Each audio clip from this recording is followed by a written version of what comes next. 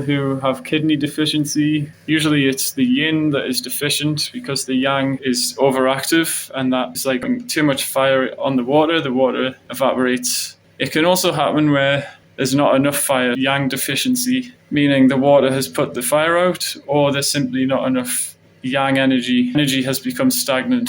So we want the balance of yin and yang, and that's what Qigong does really well. So breathing is a good start, and then you can add movements as well after. You might simply do one where you breathe and then you turn as you exhale, turning to about 40-45 degrees. So you're squeezing one side as you exhale, then you return to the center and release as you inhale. So it's like you're squeezing a towel, getting the stagnation to unblock, and then allowing it to absorb again like a sponge with the inhale. So building this internal energy, this heat as well, can help us to stay balanced and feel vital. Because if we only rely on like external energy sources, whether it's food or fire or stimulation somehow, even like over-exercising, we're trying to heat our body from the outside.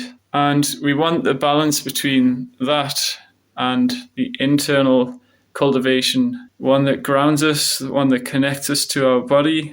And I think that's something a lot of us, including myself, have either forgotten about or missed. We've been drawn out into this outside world when really we need to stay rooted into our body, grounded in our body. So there are many other practices that can help to cultivate energy. Subscribe to the channel. We're going to get the energy flowing, but slowly with calmness, positive energy. We want energy to have movement and movement to have energy, and both come from stillness as the source. So when we are tuned in, we can tap into the energy, we can unlock the flow. So it starts with our attention, our awareness in the breath, in the body, not through external force or intention, going out of our way to like practice. By yielding, by being present, that is the practice. That is the challenge. It's kind of counterintuitive because you think practice needs to be something hard, and the hard thing is